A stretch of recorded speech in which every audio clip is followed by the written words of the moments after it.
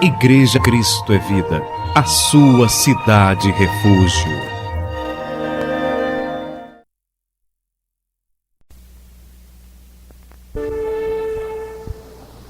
Pode sentar.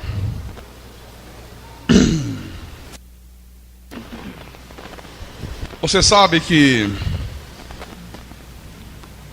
quando nós conhecemos a verdade, ainda hoje de manhã eu falava no rádio, né? Jesus falou assim: conhecereis a verdade e a verdade vos libertará. Então a verdade liberta de tudo, né? Quando você conhece verdadeiramente a verdade de Deus, te liberta do erro, te liberta do pecado, te liberta das angústias, te liberta das atitudes erradas, liberta você de tudo. Um exemplo maravilhoso que a Bíblia nos apresenta é do apóstolo Paulo. Eu estava vendo aqui em Atos dos Apóstolos, capítulo 22, versículo 17 em diante. Paulo conta como é que foi o seu encontro com Jesus. E ele disse assim: tendo eu voltado para Jerusalém, enquanto orava no templo, sobreveio-me um êxtase, e vi aquele que falava comigo: apressa-te e sai logo de Jerusalém, porque não receberão o teu testemunho a meu respeito. Eu disse: Senhor, eles bem sabem que eu encerrava em prisão e nas sinagogas açoitava os que criam em ti. Quando se derramava o sangue de Estevão, tua testemunha, eu também estava presente. Consenti nisso e até guardei as vestes do que o matavam. Olha que coisa impressionante, hein? Quer dizer, quando ele tem esse encontro com Jesus, Paulo faz um repasse da sua vida, e ele conta para Jesus como é que ele era, como é que era a sua vida, como é que ele procedia como fanático religioso que era. Um pouquinho adiante, no capítulo 26, quando ele estava diante do rei Agripa, Atos capítulo 26, versículo 9, baixa um pouquinho, está dando um pouquinho de eco ainda, Ergas, por favor. Então ele disse assim ao rei Agripa, Atos 26, versículo 9: na verdade, a mim me parecia que muitas coisas devia eu praticar contra o nome de Jesus o Nazareno. E assim procedi em Jerusalém, havendo eu recebido autorização dos principais sacerdotes, encerrei muito dos santos nas prisões, e contra estes dava o meu voto quando os matavam. Muitas vezes os castiguei por todas as sinagogas, obrigando-os até blasfemar. E demasiadamente enfurecido contra eles, mesmo por cidades estranhas, os perseguia. Você vê o que é que o fanatismo religioso é capaz de fazer? Quando uma pessoa não tem o conhecimento de Deus, ela é capaz de atitudes treslocadas. E hoje, quando eu chego aqui à igreja, eu tive uma surpresa muito grande. Alguém me procurou aqui e disse: pastor, o senhor lembra de mim? Eu digo: não. E eu não lembrava, e depois eu fui lembrando aos pouquinhos. E a pessoa foi ao meu gabinete e disse: pastor, eu sou fulano, que trabalhei para o senhor tantos anos lá na Universal, fui seu office boy lá na igreja, realizava tantos tal. Ele disse: um dia sumiu um dinheiro lá na igreja, e desse fato eu lembrei, só não lembrei dos detalhes. Ele disse: a moça que tomava conta do escritório, ela guardou um dinheiro, e quando foi no dia seguinte de manhã, o dinheiro havia desaparecido. E eu era que tinha a chave do escritório. E naquela época, naquele momento, foi muito difícil, e as pessoas apontavam para mim, porque eu tinha a chave, só eu podia ter entrado lá. E na época o senhor disse, me pressionou muito, para que eu confessasse que eu tinha roubado o dinheiro, e não tinha sido eu. Até que o senhor usou uma estratégia e pressionou um outro rapaz lá que era suspeito, e ele confessou o roubo. Mas aquela maneira que o senhor agiu, me acusando, dizendo: confesse, você roubou, rapaz, você é ladrão, me feriu tanto. O senhor mandou que eu saísse da igreja, não botasse nunca mais os pés lá. E eu saí e enveredei pelo caminho das drogas. E um dia, drogado, fui à igreja, assaltei a igreja com raiva, com ódio, paguei pena no presídio, né? Quase morri, mas Deus tem um plano na minha vida. Ele disse: hoje eu sou um cidadão, hoje eu me recuperei, hoje eu sou um cidadão de fato e de verdade. E de manhã eu ouvi o senhor falando na rádio, eu digo: não acredito, pastor Carlos Magno, mas eu sempre ouvi, eu sempre soube que o pastor estava maluco, a mulher dele traiu ele, e ele ficou louco, está internado no hospício. É o pastor, não é verdade? E ele disse: eu corri aqui, guardei o endereço, eu digo: eu vou lá, não acredito, não é possível que seja o pastor. E ele veio aqui, está aqui, e ele disse: pastor, eu hoje não guardo mais nenhuma mágoa, e eu vim aqui para dizer ao senhor que eu te perdoo, mas o perdão só pode ser dado quando é pedido. E eu já pedi lá dentro a ele, eu me emocionei muito, e faço questão de pedir diante da igreja.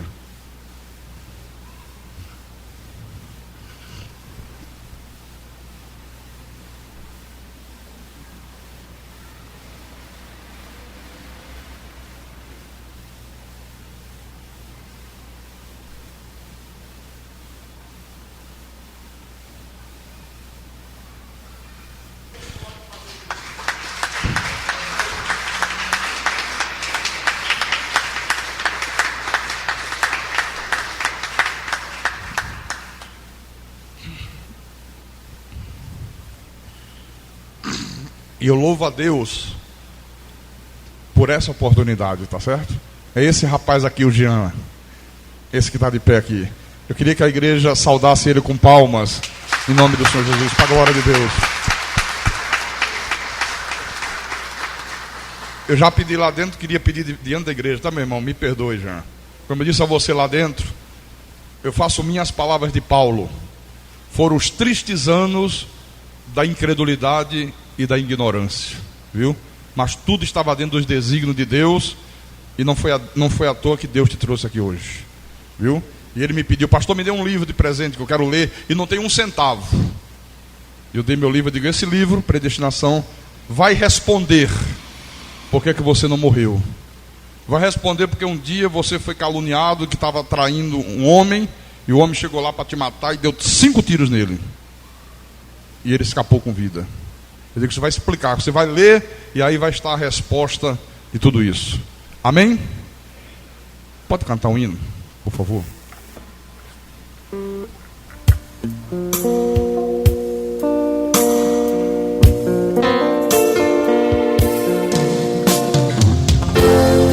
Tua palavra é luz para o meu caminho. Tua palavra é lâmpada para os meus pés.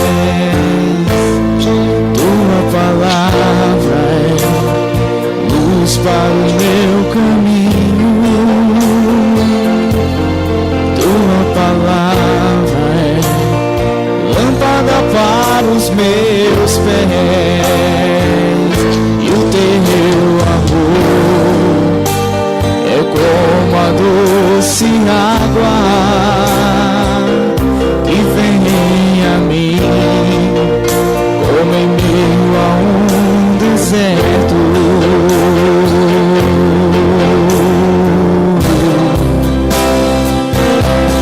Como o orvalho que desce em plena terra seca, e dela faz surgir verdes pastos.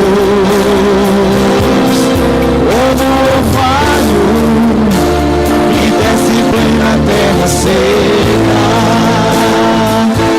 e dela faz surgir verdes pastos. Quero fazer valer tua palavra em mim, para que o doente tenha onde se curar. Quero fazer valer tua palavra em mim, para que o mundo saiba que tu és Senhor, tu és Senhor. és Senhor Jesus, Tu és Senhor, pois em meio da Tua palavra se fizeram os céus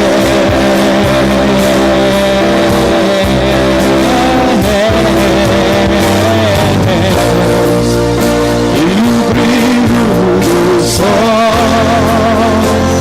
se fez reinar em meio às trevas. Quero fazer valer Tua palavra em mim, para que o doente tenha onde se curar.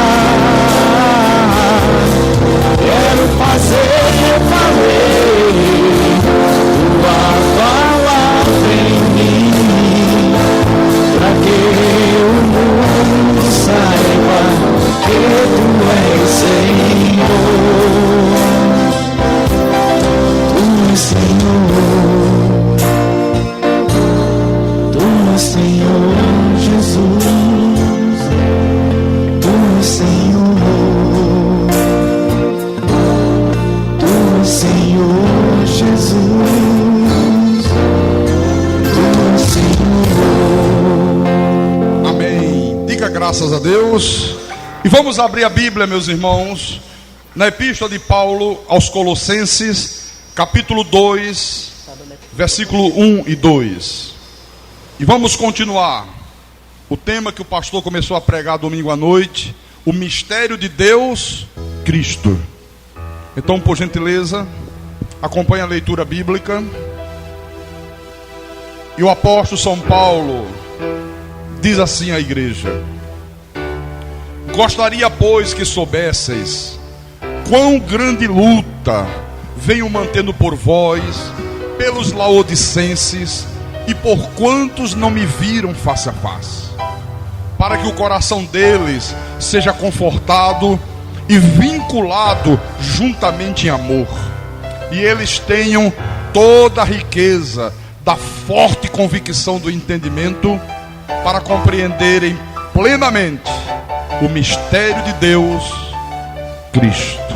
Vamos orar ao nosso Deus, para que o Espírito Santo nos faça compreender plenamente o mistério de Deus, Cristo. Vamos orar ao Senhor, em nome de Jesus. Senhor Jesus Cristo, aqui estamos nós reunidos, meu Deus, nessa noite de quarta-feira, nesse santuário, nesse santo lugar, fazendo aquilo que o Senhor falou à igreja através de Pedro, que é a coisa mais importante para a vida espiritual: crescer na graça e no conhecimento de Jesus, crescer no conhecimento de Deus, conhecer a palavra do Senhor em profundidade. Porque quando nós conhecemos a Tua palavra em profundidade, nós conhecemos a verdade nos liberta, a verdade molda em cada um de nós o caráter de Deus, ela cria em nós um novo espírito. Então fala à Tua igreja, fala ao Teu povo, fala aos Teus pequeninos, fala aos Teus eleitos, fala aos Teus escolhidos. Usa-me como Teu pastor, inspira-me, dá-me a capacidade, meu Deus, de explanar a Tua palavra com verdade. Eu te peço em nome de Jesus, e que tudo que for falado deste altar, que seja para a Tua honra e que seja para a Tua glória, em nome do Senhor, e que todo o povo de Deus diga amém e amém. Diga graças a Deus. Então, meus irmãos, veja como é importante o conhecimento, né? Paulo diz aqui que ele vinha travando uma grande luta, uma luta tremenda, né? Para que os irmãos pudessem ter um pleno conhecimento, um pleno entendimento, para que eles pudessem compreender plenamente o mistério de Deus, Cristo. O que é o mistério de Deus Cristo? É o conhecimento desse mistério que desmonta a falsa doutrina que se introduziu dentro da igreja cristã de que há uma trindade celestial, de que existe uma trindade formada por Pai, Filho e Espírito Santo, que são três pessoas distintas, que tem o Pai sentado, o Filho do lado, o Espírito Santo do outro. Não existe isso na Bíblia. Isso é uma mentira do diabo. Isso é uma doutrina que foi herdada da igreja romana, que por sua vez imitou os povos pagãos. Então, o que eu quero que você entenda é que nós cristãos, a semelhança dos nossos irmãos judeus, que também são eleitos e predestinados por Deus, nós somos um povo monoteísta. Nós não somos um povo politeísta. O que é um povo monoteísta? Um povo que crê num único Deus. O que é um povo politeísta? Um povo que crê em vários deuses. Nós cremos na existência de um único e soberano Deus. Amém? Então eu quero mostrar para você que todo o Velho Testamento, ele mostra de uma maneira clara a crença do povo hebreu num único Senhor. A crença do povo hebreu em todo o Velho Testamento num único Deus. Em toda a história do Velho Testamento, você lê o Velho Testamento inteiro, é absolutamente impossível você encontrar nas páginas do Velho Testamento qualquer possibilidade de se criar uma doutrina da existência de uma trindade celestial. É absolutamente possível.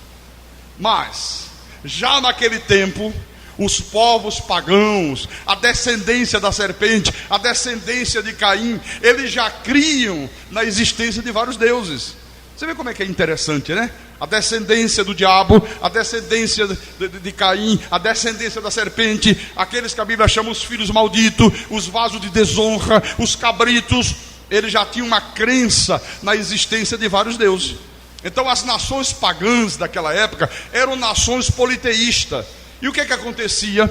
Eles já procuravam naquele tempo contaminar o povo de Deus, o povo da promessa, o povo de Israel com essas falsas crenças.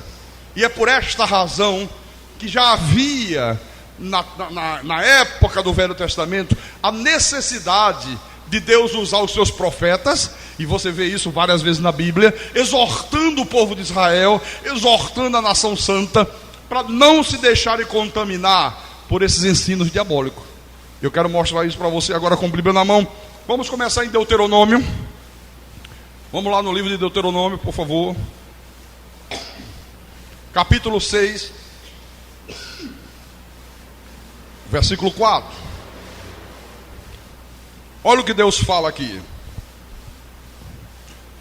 Através de Moisés, ele diz: ouve, Israel, o Senhor, nosso Deus, é o único Senhor. Você vê? Que Deus é único? Isso aí fica absolutamente claro em todo o relato bíblico, em todo o relato da história do povo judeu, da história do povo hebreu. As páginas do Velho Testamento deixam isso de uma maneira muito clara. Deus é único. Diga, Deus é único. Em Gênesis, primeiro livro da Bíblia, né? Capítulo 1, versículo 1, ele diz assim: no princípio criou Deus os céus e a terra. Quem é que criou os céus e a terra? Deus. Você vê que aqui, do versículo 2 ao versículo 25, depois você lê em casa com calma, você vai ver todo o relato da criação. E quando chega no final do texto diz assim: e viu Deus que isso era bom. Viu Deus que isso era bom. Então, se ensina normalmente aí fora que foi a trindade que criou os céus e a terra. A Bíblia diz não, quem criou os céus e a terra foi Deus. Agora, depois que Deus criou todas as coisas, aí Deus deu forma humana ao homem. Vamos ver isso em Gênesis capítulo 2. Gênesis capítulo 2, versículo 7. Então formou o Senhor Deus ao homem do pó da terra, e lhe soprou nas narinas o fôlego de vida, e o homem passou a ser alma vivente. E plantou o Senhor Deus um jardim no Éden, na direção do Oriente, e pôs nele o homem que havia formado. Versículo 15. Tomou, pois, o Senhor Deus ao homem e o colocou no jardim do Éden para o cultivar e o guardar. E o Senhor Deus lhe deu esta ordem: de toda a árvore do jardim comerás livremente, mas da árvore do conhecimento do bem e do mal, dela não comerás, porque no dia que dela comeres, certamente morrerás. Quer dizer, Deus, Ele formou o homem do pó da terra, né? Ele deu forma humana, Ele colocou o homem no jardim do Éden, Ele colocou o espírito no homem, Ele colocou o homem para cultivar lá o jardim do Éden, para guardar. E aqui, até aqui, está absolutamente claro que Deus está realizando tudo isso sozinho. Ele não estava realizando com a ajuda do Filho, com a ajuda do Espírito Santo.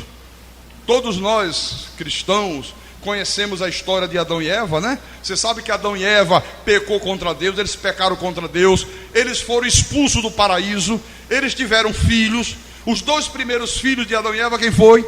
Caim e Abel. O que aconteceu nesse momento?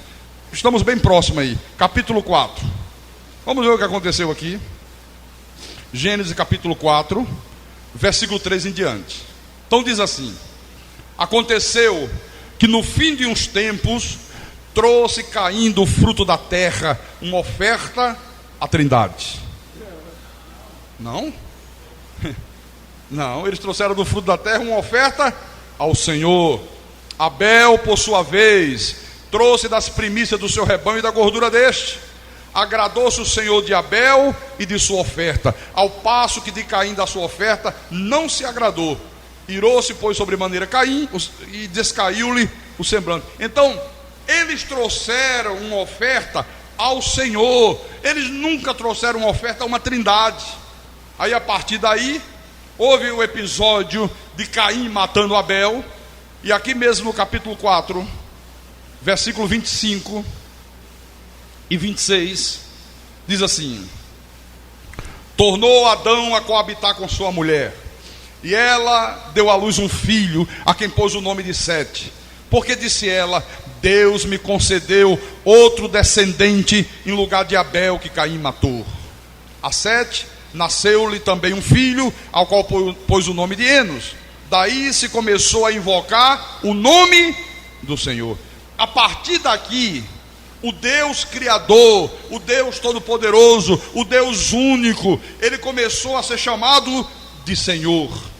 Deste momento aqui em diante, passou a ser absolutamente normal o povo de Israel, quando se dirigia a Deus como o Senhor, o Senhor, o Senhor.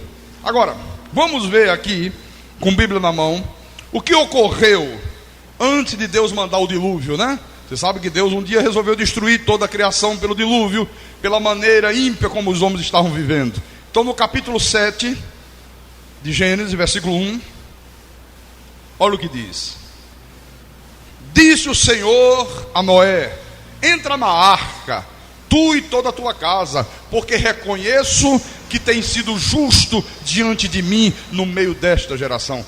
Pergunta: quem é que mandou Noé entrar na arca? O Senhor. O Senhor, disse o Senhor a Noé: entra na arca. O Senhor. Quando Deus chamou Abraão, na chamada de Abraão, também não foi diferente. Adiante um pouquinho, capítulo 12 de Gênesis, versículo 1. Ora, disse o Senhor a Abrão: sai da tua terra, da tua parentela, da casa de teu pai, e vai para a terra que eu te mostrarei. Você vê? Quem é que mandou Abraão sair? O Senhor. Versículo 4. Partiu, pois, Abrão, como lhe ordenara a Trindade. Não, como lhe ordenara o Senhor. Então, quem ordenou que Abraão saísse da sua parentela, da sua terra, da casa do seu pai, foi o Senhor. A quem foi que Abraão obedeceu? Ao Senhor. Então, eu estou mostrando para você que todo o relato bíblico do Velho Testamento, Deus aparece como o Deus único, nunca como três, nunca como existindo uma trindade celestial. Você veja, desde a chamada de Moisés e durante todo o período do êxodo do povo de Israel, desde o período que eles saíram do Egito em direção à terra prometida, a Bíblia mostra que em todos os momentos O Senhor dava instruções a Moisés, a expressão o Senhor disse, começa a ser uma coisa absolutamente normal. Sempre era o Senhor disse, o Senhor disse, o Senhor disse. Em nenhum momento aparece o Filho disse, o Espírito Santo disse. É sempre o Senhor disse. Então isso aparece rotineiramente em todo o relato do êxodo do povo de Israel.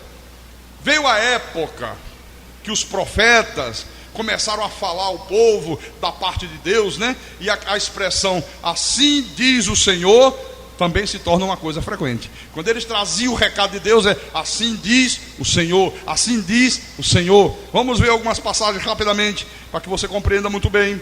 No livro do profeta Samuel, 1 de Samuel,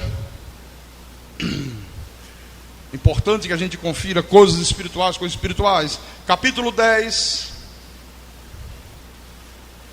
1 de Samuel, capítulo 10, versículo 17 e 18. Então diz assim: convocou Samuel o povo ao Senhor em Mispa, e disse aos filhos de Israel: assim diz o Senhor, Deus de Israel. Aí trazia o recado de Deus, aí trazia a mensagem: assim diz o Senhor, o Deus de Israel. Olha, foi assim com Isaías, foi assim com o profeta Jeremias, foi assim com Ezequiel, foi assim com Amós, foi assim com Ageu, foi assim com todos os profetas. Todos eles usavam essa expressão: assim diz o Senhor. Agora, fora tudo isso que eu já mostrei, nós estamos vendo até aqui que sempre se falava num único Deus. Agora eu quero mostrar no livro de Salmo como é que os antigos reverenciavam o Senhor, o único Deus. Vamos no livro de Salmo rapidamente. Salmo 5, versículo 1. Olha como o salmista fala: dá ouvidos, Senhor, às minhas palavras, e acode ao meu gemido. Dá ouvidos, Senhor. Falava com o Senhor, um Deus único. No Salmo 18,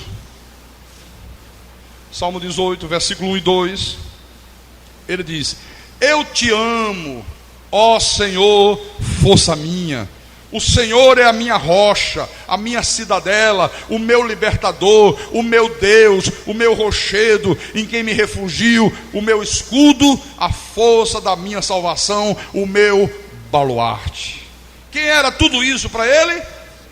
O Senhor. Salmo 23, que é um salmo que o povo de Deus gosta muito, né? Salmo 23, versículo 1, salmo de Davi. Então Davi diz assim: o Senhor é o meu pastor e nada me faltará.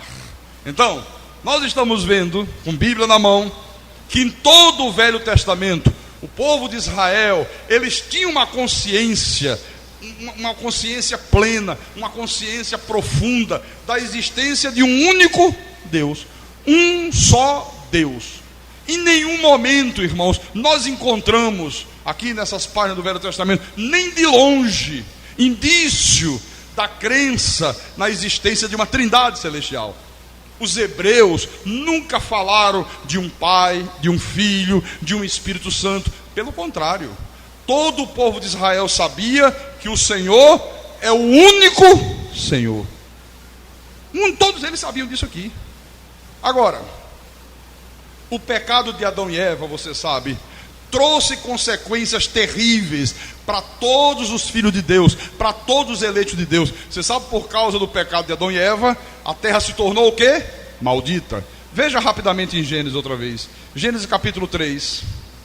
Deixa eu mostrar para você. Gênesis capítulo 3, versículo 17. É Deus falando com Adão e diz assim: e Adão disse: visto que atendeste a voz de tua mulher e comeste da árvore que eu ordenara não comesses, maldita é a terra por tua causa. Em fadigas obterás dela o sustento durante os dias de tua vida. Aí, a partir daí, todo o povo judeu passou a saber que, por causa do pecado de Adão e Eva, toda a terra havia se tornado maldita. O império das trevas, Satanás e seus demônios haviam se estabelecido na terra. O homem se apartou de Deus. O homem passou a viver nesse mundo morto em delitos e pecados. Por causa do pecado de Adão e Eva, todo filho de Deus, quando nasce nessa terra, ele já nasce morto em delitos e pecados. Você lembra o que Davi disse? Eu nasci na iniquidade, e em pecado me concebeu a minha mãe. E assim aconteceu com todos nós.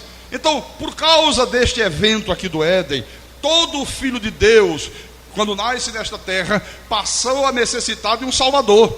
E todo o Velho Testamento, isso aqui é maravilhoso, ele anuncia o quê? A vinda desse Salvador, a vinda daquele que salvaria o seu povo.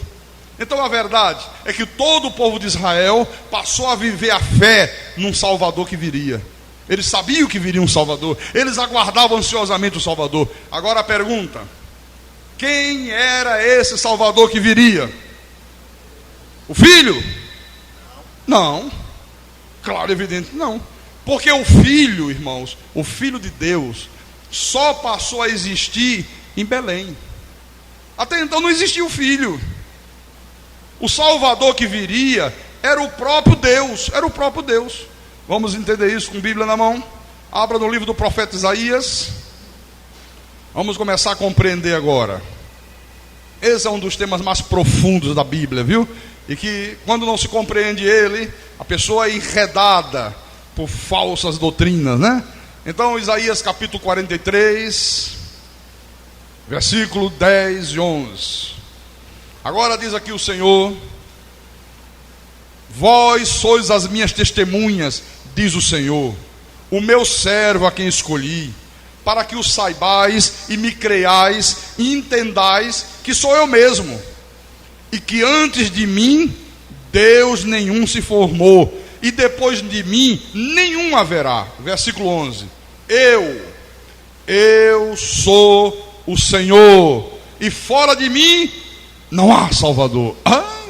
Fora de mim não há Salvador, não existe Salvador. Eu sou o Salvador, eu sou o Senhor. No capítulo 45, versículo 21, ele diz assim: declarai e apresentai as vossas razões, que tomem conselho uns com os outros. Quem fez ouvir isto desde a antiguidade?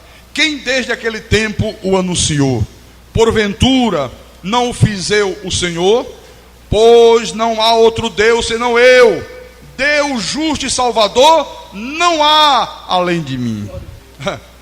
Agora, os adeptos da existência de uma trindade celestial, eles dizem o quê? Não, são três pessoas, mas essas três pessoas, elas são iguais em essência, elas são semelhantes em poder, elas são semelhantes em santidade. O problema é que quando Deus fala através do profeta Jeremias, ele diz que isso não é verdade. O próprio Deus diz: isso é mentira. O que é que Deus fala, pastor, através de Jeremias? Vamos ver. Jeremias capítulo 10. Jeremias 10, versículo 6. Ele diz que o Pai é semelhante ao Filho, o Espírito Santo é semelhante ao Filho e semelhante ao Pai. Os três são iguais. Olha o que Deus fala: ninguém há semelhante a ti, ó Senhor. Tu és grande, e grande é o poder do teu nome. Ninguém há semelhante a ti. Então qual é a verdade da Bíblia? É que ninguém é semelhante a Deus. Não existe, meus irmãos, um filho semelhante ao Pai, nem um Espírito Santo semelhante ao Pai e semelhante ao Filho. Não existe aqui na Bíblia. O que há é um único e soberano Deus que se manifestou ao mundo de três formas diferentes. Ele se manifestou como Pai na criação, ele se manifestou como Filho na redenção, e ele se manifestou como Espírito Santo nesses últimos tempos. Não existe três pessoas, não existe um Pai aqui, um Filho aqui e um Espírito Santo de lá, três juntos. Ele diz: o Pai é Deus, o Filho é Deus, o Espírito Santo é Deus. Os pastores, quando oram, dizem assim: em nome do Deus Pai, em nome do Deus Filho, em nome do Deus Espírito Santo. Isso aí é politeísmo. Nós não somos politeístas, nós somos monoteístas. Então, o Salvador que viria era o próprio Deus, só que num corpo de carne. Ele iria se fazer carne, ele iria assumir uma forma humana. Você vê que ele mesmo, Deus, anunciou isso através do profeta Ezequiel, que é o próximo livro, né? Vamos um pouquinho à frente. Você passa Jeremias, passa Lamentações, aí vem Ezequiel, capítulo 34. Leia, por favor, o versículo 11 e 12. Estamos lendo agora Ezequiel, capítulo 34, versículo 11 e 12. Então diz assim: porque assim diz o Senhor Deus: eis que eu mandarei o meu filho procurar as minhas ovelhas. É isso que está na Bíblia? Não. O que o Senhor Deus diz? Eis que eu mesmo procurarei as minhas ovelhas e as buscareis. Como o pastor busca o seu rebanho no dia que encontra ovelhas dispersas, assim buscarei as minhas ovelhas, livrá-las-ei de todos os lugares para onde foram espalhadas no dia de nuvem e de escuridão. Olha, Deus estava falando aqui profeticamente: eu mesmo vou procurar as minhas ovelhas, né? Que o pecado de Adão espalhou, separou de mim, colocou em treva. Eu mesmo. Esta profecia aqui, isso é uma profecia, se cumpriu quando o verbo se fez carne no ventre da Virgem Maria. Abra no livro de João, Mateus, Marcos, Lucas e João. Vamos lá. João capítulo 10, versículo 14. Agora vamos ouvir Jesus falando. Ele disse assim: eu sou o bom pastor, conheço as minhas ovelhas e elas me conhecem a mim. Eu sou o bom pastor. O que Deus falou lá? Eu mesmo procurarei as minhas ovelhas. Como o pastor procura as ovelhas dispersas, assim eu procurarei as minhas ovelhas. Olha o que Jesus está falando aqui. Eu sou o bom pastor. Eu sou Deus, né?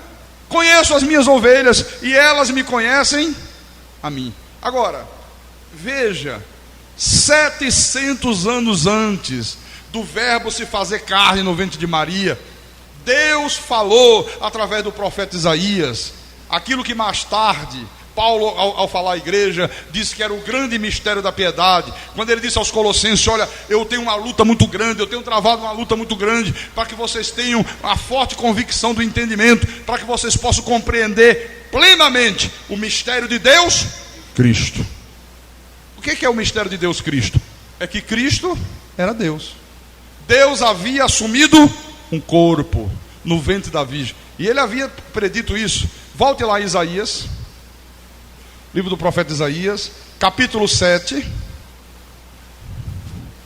Isaías 7, versículo 14. Olha, 700 anos antes, viu? Olha o que Deus fala aqui: portanto, o Senhor mesmo vos dará um sinal. Ele estava falando a respeito da vinda do Salvador. Ele disse: olha, o Senhor mesmo vai dar um sinal quando isso acontecer.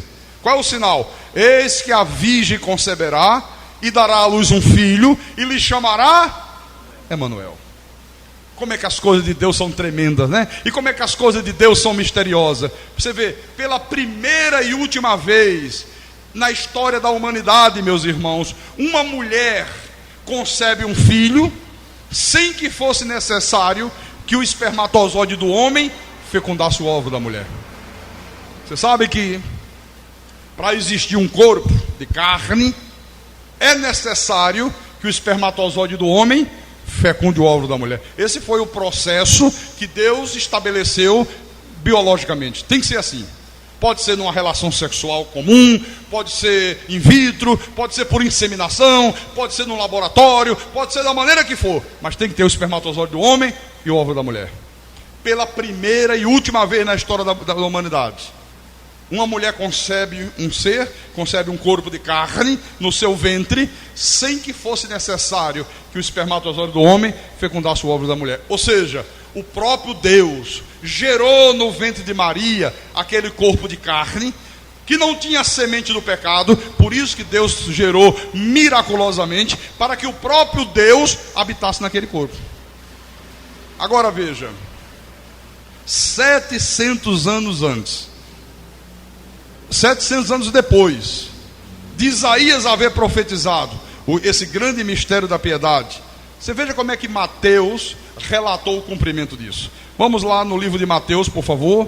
Toda a igreja acompanhe. capítulo 1 de Mateus. Olha como ele relata o cumprimento da profecia. Mateus capítulo 1, versículo 18 em diante. Ele diz assim: ora, o nascimento de Jesus Cristo foi assim. Estando Maria, sua mãe, desposada com José, sem que tivesse antes coabitado, achou-se grávida pelo Espírito Santo. Ela estava desposada, era noiva de José, né? Eles já tinham naquela época, os judeus, o hábito que nós temos também hoje, né? Primeiro noivava, então ali já era o compromisso do casamento. Quando dava 6 meses, um ano depois, aí celebrava-se o casamento. Então ele já era desposado de José, mas nunca tinham coabitado, nunca tinham tido uma relação sexual. E de repente ela achou-se grávida pelo Espírito Santo. Versículo 19. Mas José, seu esposo, sendo justo e não a querendo infamar, resolveu deixá-la secretamente. José disse: ai, Deus do céu, o que é que essa mulher aprontou? Eu nunca me relacionei com ela, eu não tive nada com ela, e essa mulher agora me aparece aí de barriga? Não, mas eu não quero prejudicá-la. A lei diz que quando uma mulher comete adultério, ela deve ser apedrejada até morrer. Eu não quero isso para Maria, eu gosto muito dela, eu prefiro deixá-la secretamente. Eu vou embora, vou cuidar da minha vida, e ninguém sabe o motivo, e deixa a coisa rolar do jeito que está aí. Versículo 20. José deve ter ficado com a cabeça a 1000 por hora, né? Caramba, o que é que ela fez? O que é que ela fez? Como é que é? E quem é que não ficaria? Né? Olha o versículo 20. Enquanto ponderava nestas coisas, eis que lhe apareceu em sonho um anjo do Senhor dizendo: José, filho de Davi, não temas receber Maria tua mulher, porque o que nela foi gerado é do Espírito Santo. Olha, o que nela foi gerado é do Espírito Santo. Observe, o anjo disse o quê? O que nela foi gerado é do Espírito Santo. Irmãos, Deus não é gerado. Deus é gerado? Deus pode ser gerado? Não, o que foi gerado no ventre de Maria foi um corpo de carne, né, que não tinha a semente do pecado. Por isso que não podia ser através de um relacionamento sexual, para que Deus pudesse habitar na sua plenitude naquele corpo. Você quer ver como é que Paulo... Mas deixa eu ler o resto. Versículo 21, é interessante esse finalzinho aqui. Ela dará à luz um filho, e lhe porás o nome de Jesus, porque ele salvará o seu povo dos pecados dele. Versículo 22, ora, tudo isto aconteceu para que se cumprisse o que fora dito pelo Senhor por intermédio do profeta. Eis que a virgem conceberá e dará à luz um filho, e ele será chamado pelo nome de Emanuel. Olha, não é que o nome do menino seria Emanuel, não. Ele será, o que é que significava essa palavra Emanuel no hebraico? Deus conosco. Ele será chamado Deus conosco, Deus aqui presente. Pelé é chamado o rei do futebol. Está compreendendo? Pelé vai ser chamado o rei do futebol. Não é o nome dele que vai ser rei do futebol, é uma expressão. Então ele será chamado de Emanuel. Ele será chamado Deus conosco, Deus conosco. Olha como Paulo revelou isso aos Colossenses. Volte lá, Colossenses capítulo 2, versículo 9. O apóstolo diz assim, deixa eu ler o versículo 8 também. Cuidado que ninguém vos venha enredar com sua filosofia e vã sutileza, conforme as tradições dos homens, conforme os rudimentos do mundo, e não segundo Cristo. Porquanto nele habita corporalmente toda a plenitude da divindade. O que habitava naquele corpo de Cristo? Toda a plenitude da divindade. Você lembra que nós vimos ainda há pouco aqui Deus falando através do profeta Isaías, dizendo: eu sou o Senhor e fora de mim não há Salvador. Ele disse também: Deus justo e Salvador não há além de mim. Agora, 700 anos depois, o anjo anunciava, né? Ele salvará o seu povo. Ele salvará, ele quem? O Senhor, o Deus eterno, o Deus único, Olha, ele salvará, ele vai assumir um corpo, né? Aquele corpo que era um ente santo, que não tinha a semente do pecado, ele iria ser oferecido como o Cordeiro de Deus, o sacrifício de Deus em favor da salvação do seu povo. Olha, este aqui é o mistério de Deus, Cristo. Paulo disse a Timóteo: grande é o mistério da piedade. O mistério da piedade, o mistério de Deus Cristo. Então, o anjo confirmou a José que aquele evento maravilhoso que estava acontecendo ali, de uma virgem de repente aparecer grávida, sem nunca ter coabitado com homem algum, era nada mais, nada menos do que o cumprimento daquilo que o próprio Deus havia predito por intermédio do profeta Isaías: ele será chamado pelo nome de Emanuel. Emanuel quer dizer Deus conosco, ou seja, entre os judeus naquele tempo. Deus, o Deus eterno, o Deus único, o Deus que é Espírito, se fez carne. Por isso que Paulo disse: grande é o mistério da piedade. Então, a partir da encarnação do Verbo, o Verbo se fez carne, né? O Senhor iria trilhar um caminho que iria durar 3 anos. Jesus realizou a sua obra, né? Durante 3 anos ele desenvolveu o seu ministério, ele cumpriu a lei, né? No decorrer desse ministério. Mas eu quero mostrar para você, nesta noite, com Bíblia na mão, para que você cresça cada vez mais no conhecimento de Deus, para que você maneje bem a palavra da verdade, que antes de Jesus iniciar a sua caminhada, daqueles 3 anos de ministério, né? Antes dele iniciar o seu ministério terreno, antes dele se manifestar como Deus Emanuel, Deus já havia designado alguém para preparar o caminho dele, para preparar o caminho para ele vir e desenvolver o seu ministério. 700 anos também antes, no mesmo período que Isaías profetizou a vinda do Senhor, que o Senhor se faria carne, assumiria um corpo, naquele mesmo período ele também anunciou o seu precursor, que foi quem? O precursor de Jesus? João Batista. Vamos ver ele anunciando isso? Vamos voltar lá, Isaías capítulo 40. Isaías 40, versículo 3 a 5. Olha aqui a profecia: voz do que clama no deserto, preparai o caminho do Filho. Preparai o caminho do Senhor, endireitai no ermo vereda a nosso Deus. Todo vale será aterrado, e nivelado todos os montes e outeiros. O que é tortuoso será retificado, e os lugares escabrosos aplanados. A glória do Senhor se manifestará, e toda a carne haverá, pois a boca do Senhor o disse.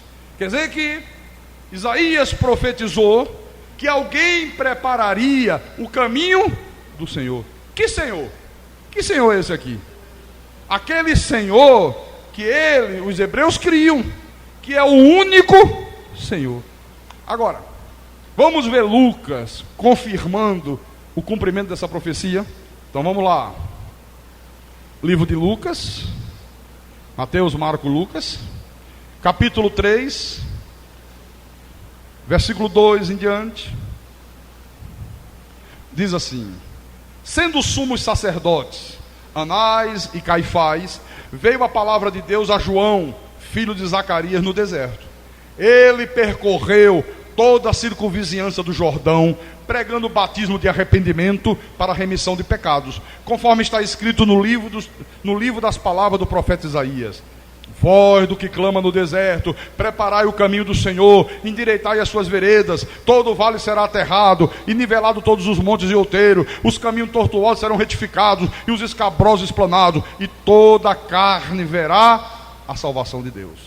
Então você está vendo que João Batista foi esta voz que clamava no deserto, que preparava o caminho de quem?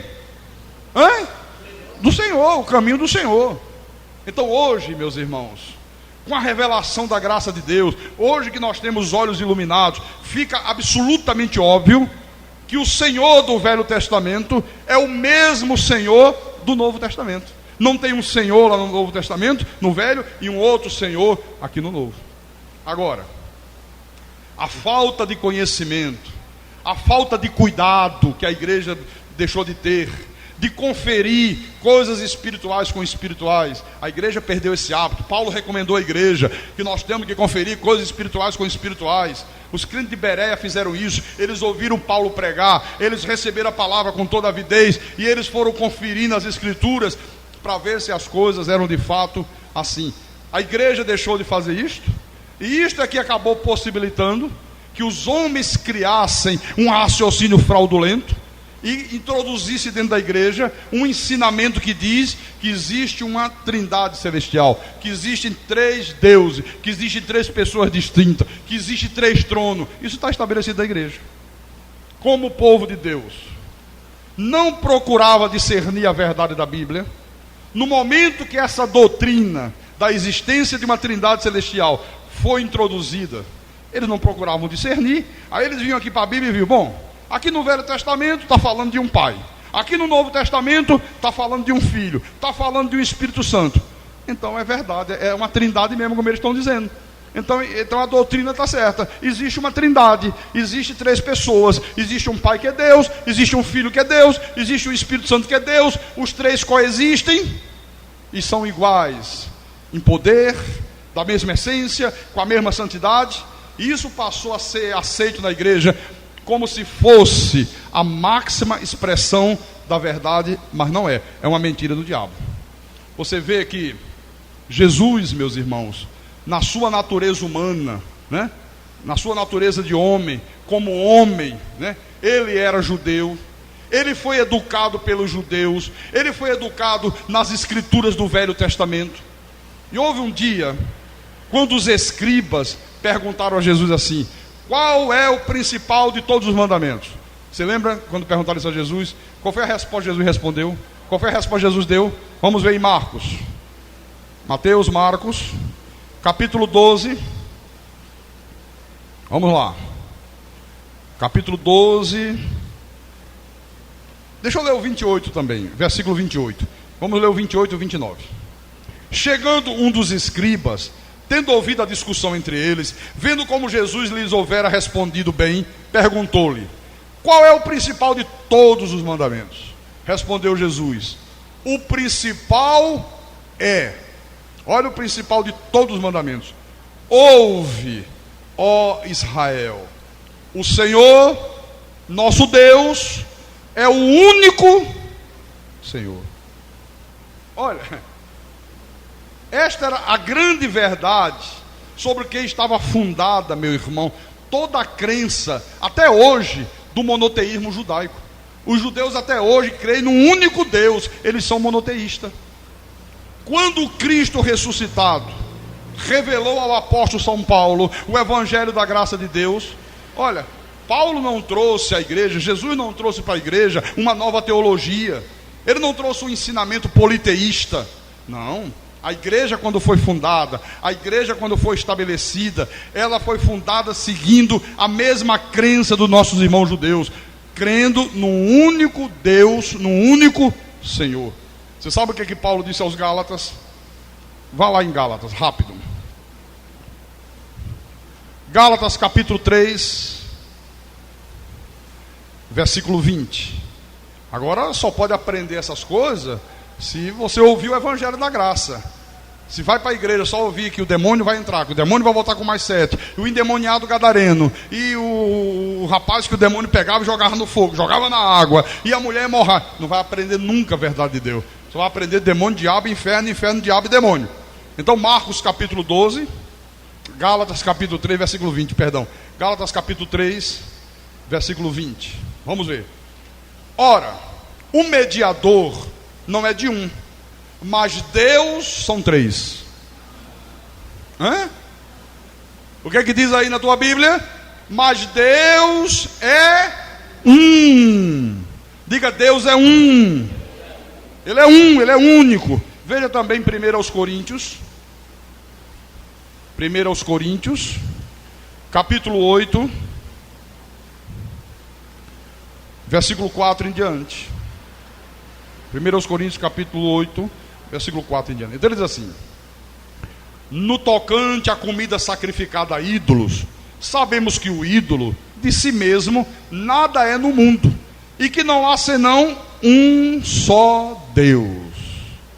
Há quantos deuses? Um só Deus. Por quê? Ainda que há também alguns que se chamem deuses, quer no céu ou sobre a terra, como há muitos deuses e muitos senhores, todavia, para nós cristãos, né, há um só Deus, o Pai, de quem são todas as coisas e para quem existimos, e um só Senhor. Quem é esse um só Deus e esse um só Senhor? Jesus Cristo, pelo qual são todas as coisas e nós também por Ele. Veja, há um só Deus e um só Senhor. Quem é esse um só Deus e esse um só Senhor? Jesus Cristo. Então, nós estamos vendo que todos os escritores bíblicos, irmão, falaram de Deus como sendo uma única pessoa, nunca como sendo três pessoas. É claro, evidente, que se Deus fosse composto de três pessoas, eles teriam ensinado isso aqui na Bíblia, ou não teriam? Mas pelo contrário, você veja aqui que todos os escritores sagrados, todos que foram usados por Deus, todos que escreveram as verdades divinas, inspirados pelo próprio Deus, eles deixaram rigorosamente claro que Deus é uma só pessoa. O que aconteceu foi que se cumpriu aquilo que Paulo predisse quando ele se despediu dos pastores de Éfeso. Aconteceu isso com a igreja. Eu falei isso no rádio hoje de manhã. Eu vou mostrar para você outra vez. Atos dos Apóstolos, capítulo 20, versículo 29 e 30. Olha que predição tremenda essa do apóstolo Paulo. Ele diz assim: eu sei que depois da minha partida, entre vós penetrarão lobos vorazes que não pouparão rebanho, e que dentre vós mesmos se levantarão homens falando coisas pervertidas para arrastar os discípulos atrás dele. Então o que é que aconteceu? Se levantaram um homem no seio da igreja, falando coisas pervertidas, dizendo que nos céus existem três pessoas distintas, que lá no céu existe um Pai, existe um Filho, existe um Espírito Santo. Quando eu fazia parte da seita universal, eu lembro que eu ensinava assim: ó, o Pai está sentado no trono, aí um dia ele mandou o Filho veio, correu atrás do demônio, curou enfermo, acabou a sua obra, subiu, está sentado na direita dele. Aí ele disse: agora vai você, Espírito Santo. E o Espírito Santo veio, e agora o trono lá do Espírito Santo está vazio. Era isso que eu ensinava. Agora, como é que se pode conciliar essa mentira do diabo de que existem três pessoas com essa verdade bíblica de que há um só Deus? Como é que eles conseguem conciliar isso? Olha, irmãos, quando esses hereges começaram a ser confrontados com a verdade da Bíblia, eles logo trataram de criar um outro argumento. Qual foi o argumento que eles criaram, pastor? Quando se confronta eles com a Bíblia, quando mostrava na Bíblia a existência de uma só pessoa, eles diziam: não, são três pessoas, mas da mesma essência, as três têm o mesmo poder, as três têm a mesma substância. Bom, para quem não conhece Bíblia, para quem não tem olhos iluminados, para quem não tem o discernimento, parece uma coisa lógica, né? Parece que é uma verdade, mas na realidade só parece. Tem muita coisa aí que parece, mas não é. Só parece. À luz da Bíblia, tudo não passa de lógica dos homens. Tudo não passa de uma grande mentira, de uma grande heresia que está estabelecida dentro da igreja. 90% da igreja crê nessa heresia aqui. Por quê, pastor? Deixa eu mostrar uma coisa aqui, Isaías. Volte lá no livro do profeta Isaías. Isaías capítulo 45, versículo 5. Isaías capítulo 45, versículo 5. Deus diz assim: eu sou o Senhor, e não há outro. Como é que são três, são iguais? Eu sou o Senhor e não há outro. Além de mim não há Deus. Não tem um filho que é Deus, um espírito que é Deus. Se além de mim não há Deus. O que a Bíblia chama de filho foi aquele corpo de carne, aquele ente santo que foi gerado no ventre da virgem. O que é que o anjo disse? Ele será chamado Filho de Deus. Ele não era chamado, não havia um filho pré-existente. O filho só passou a existir lá em Belém, quando ela deu à luz a criança. Ele será chamado o Filho de Deus. Por quê? Porque foi o próprio Deus que gerou. Amém? No espírito, você é filho de Deus. Teu espírito, né? Você é um ser espiritual. Mas na carne você é filho de quem? Do teu pai e da tua mãe. Foram eles que te geraram. Foram eles lá que se relacionaram. O espermatozoide do teu pai veio, fecundou o óvulo da tua mãe, gerou um corpo com a semente do pecado. Filho de fulano, filho de Beltrano. Quando olha para mim, olha aí o filho da dona Creuza, o filho do seu Flávio. Mas como ser espiritual que eu sou, o meu espírito, quem é o pai dele? Deus. Para a gente terminar por hoje, deixa eu mostrar uma coisa aqui. Abra no livro de João, capítulo 14. Eu até fiz uma brincadeira no domingo à noite aqui, lembra? Que eu fiz uma pergunta depois da pregação. Eu disse, quem responder certo, eu vou dar um livro, né? E acabei dando 12 livros, 2 responderam certo, um respondeu errado. Porque a maioria dos pastores falam assim, e eu era um deles. Irmão, Jesus diz, eu sou o caminho, a verdade e a vida. Ninguém vai ao Pai senão por mim. Ainda aponta o dedinho lá para cima, né? Ninguém vai ao Pai. Vamos ver o que é que está na Bíblia. Vamos lá. Versículo 6. João capítulo 14, versículo 6. Respondeu-lhe Jesus, eu sou o caminho e a verdade e a vida. Ninguém vem ao Pai senão por mim. Olha, eu confesso para você, já falei isso outras vezes. Quando eu não tinha o discernimento da palavra, quando eu estava morto em delitos e pecado, quando eu era apenas um fanático religioso e eu pregava a existência de uma trindade celestial, uma vez eu lendo a Bíblia, cheguei aqui, eu digo, veio com erro de impressão da gráfica. Eu achava que tinha sido um erro de impressão. Como é que pode? Ninguém vem, eu digo, é raro. É ninguém vai. Porque a ideia que se tem é de quê? Um pai lá em cima, um filho aqui embaixo. Não é assim? Aí eu achava que era um erro gráfico. Eu digo, puxa vida, imprimiram errado, saiu um erro. Na hora de corrigir, ao invés de vai, imprimiram vem. E eu não consegui entender isso aqui nunca. Eu só fui compreender 8 anos atrás, com a revelação da graça de Deus. Jesus disse, ninguém vem ao Pai, senão por mim. Olha o versículo 7. Falando com os discípulos, viu? Se vós me tivesses conhecido, conhecerias também a meu Pai. Ué, quer dizer que eles estavam há 3 anos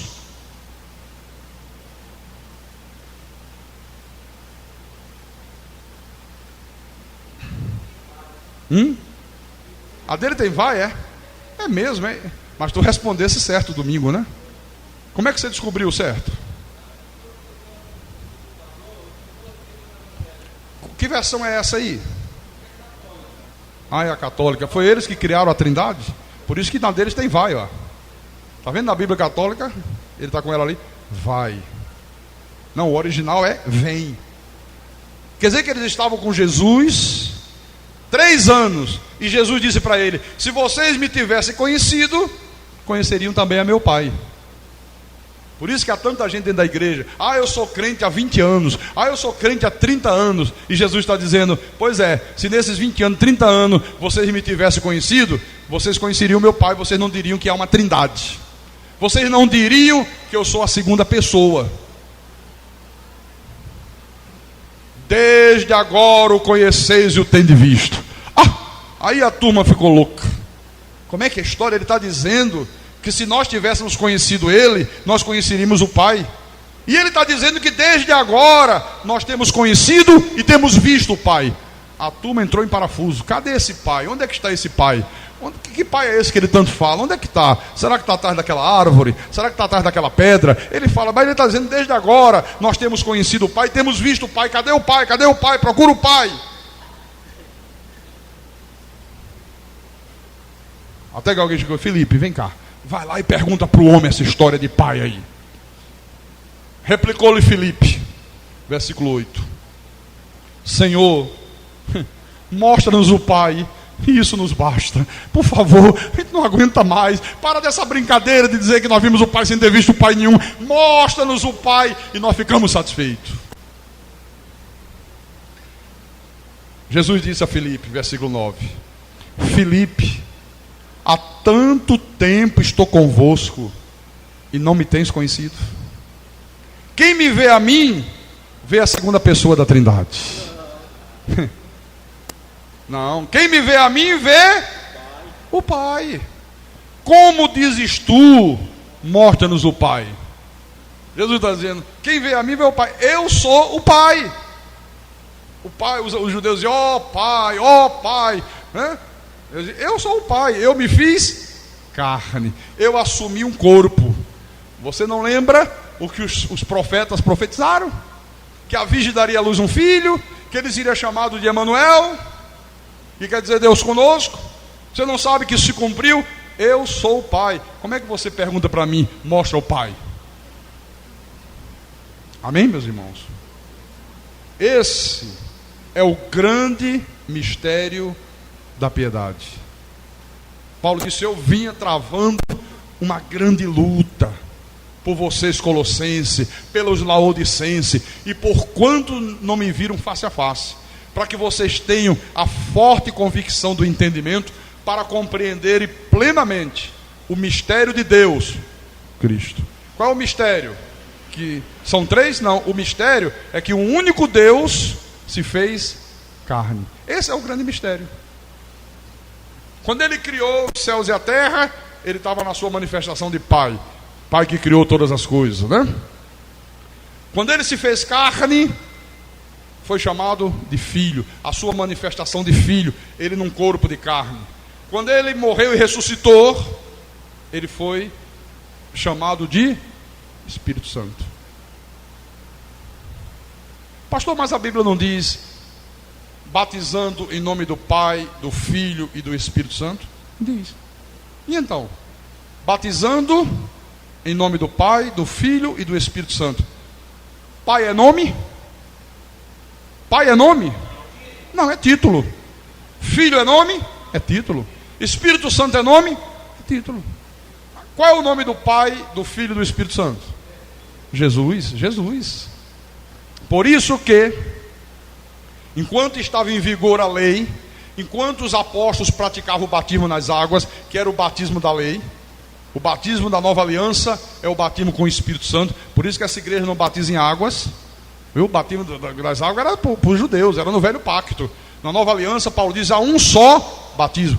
Quando os apóstolos batizavam, depois você vê no livro de Atos, todas as vezes que ele batizava alguém, ele dizia, eu te batizo em nome de Jesus. Nunca nenhum deles batizou em nome do Pai, do Filho e do Espírito Santo. Porque o nome do Pai, do Filho e do Espírito Santo é Jesus. Amém? Deus se manifestou. São títulos, sabe, meu irmão? Por exemplo, meu nome é Carlos Magno de Miranda. Esse é meu nome. Mas eu tenho muitos títulos. Quando eu chego na casa da minha mãe, aí diz, ó, chegou lá o filho da dona Creuza. Aí eu já sou o filho da dona Creuza. Né?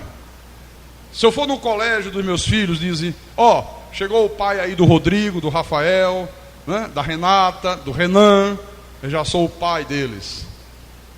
Quando alguém pega um livro meu, como o Jean está com o livro ali na mão, eu já sou o escritor. Veio a igreja, ó, o pastor. Mas quem é o escritor? Quem é o pai de Renan, Rodrigo, Renata e Rafael? Quem é o filho da dona Creuza? Quem é o pastor da igreja? Carlos Magno de Miranda. Amém? Então Pai, Filho e Espírito Santo são títulos dados as manifestações de Deus. Deus se manifestou como Pai, Deus se manifestou como Filho, Deus se manifestou como Espírito Santo. E no domingo nós vamos continuar falando sobre isso aqui, em nome de Jesus. E quem tem ouvidos para ouvir, ouça o que o Espírito da verdade falou à igreja nessa noite, em nome de Jesus e para a glória do nosso Deus. Aleluia, meu Deus. Louvado seja o teu nome, meu Pai. Como tu és maravilhoso, Senhor Jesus. Nós te damos graça, nós te bendizemos, meu Deus, porque o Senhor iluminou os nossos olhos, porque o Senhor nos tem dado o conhecimento da tua palavra. Hoje nós não somos mais como meninos, agitados de um lado para o outro, levados ao redor por qualquer vento de doutrina. No passado éramos assim.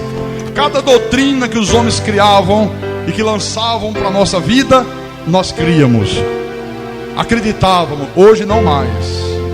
Hoje nós somos pessoas adultas espiritualmente. Hoje nós somos pessoas maduras. Hoje nós somos pessoas que têm o conhecimento da tua palavra. Não somos mais enganados, não somos mais manipulados, não cremos mais nos ensinos de demônios, não cremos mais nas heresias destruidoras. Nós cremos na verdade da tua palavra. Tu és o Deus único, tu és o Salvador, e fora do Senhor não há outro. Não há um Filho que é Salvador, não há um Espírito que é Salvador. Há um só Salvador, que é o Senhor, o Deus eterno, o Deus bendito, o Deus criador dos céus e da terra, o Deus que nós servimos, o Deus que nós adoramos, o Deus que nos salvou com salvação eterna, o Deus que nos levantou quando nós estávamos caídos, o Deus que ouve as nossas orações, o Deus que atende o nosso clamor, o Deus que escreveu os nossos nomes no livro da vida desde antes da fundação do mundo, o único e soberano Deus, o Senhor Jesus Cristo. Aleluia, aleluia, aleluia, aleluia,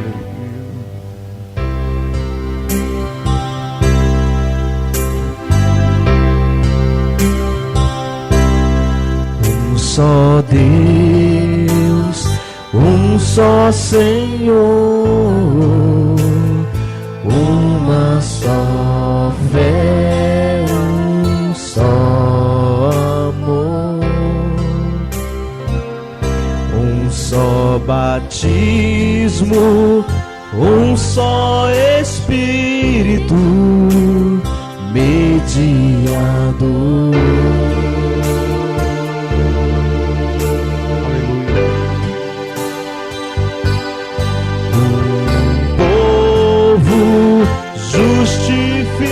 Justificado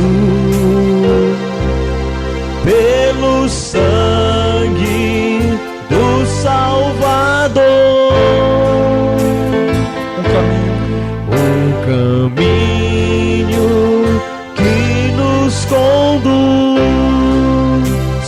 para o reino de Jesus.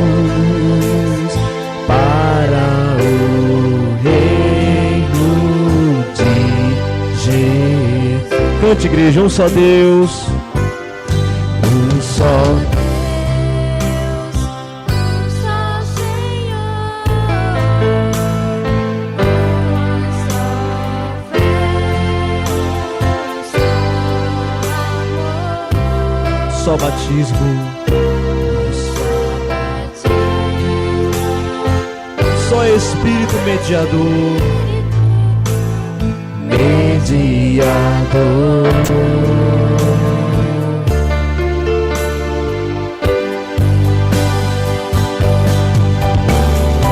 Povo justificado pelo sangue do Salvador, o caminho que nos conduz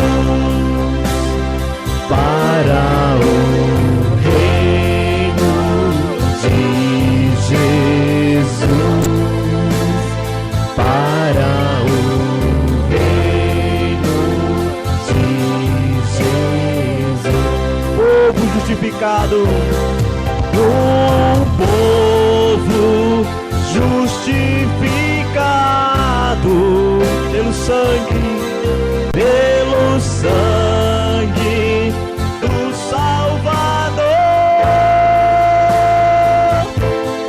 o caminho que nos conduz para o reino de Jesus, para o reino de Jesus, para o reino de Jesus,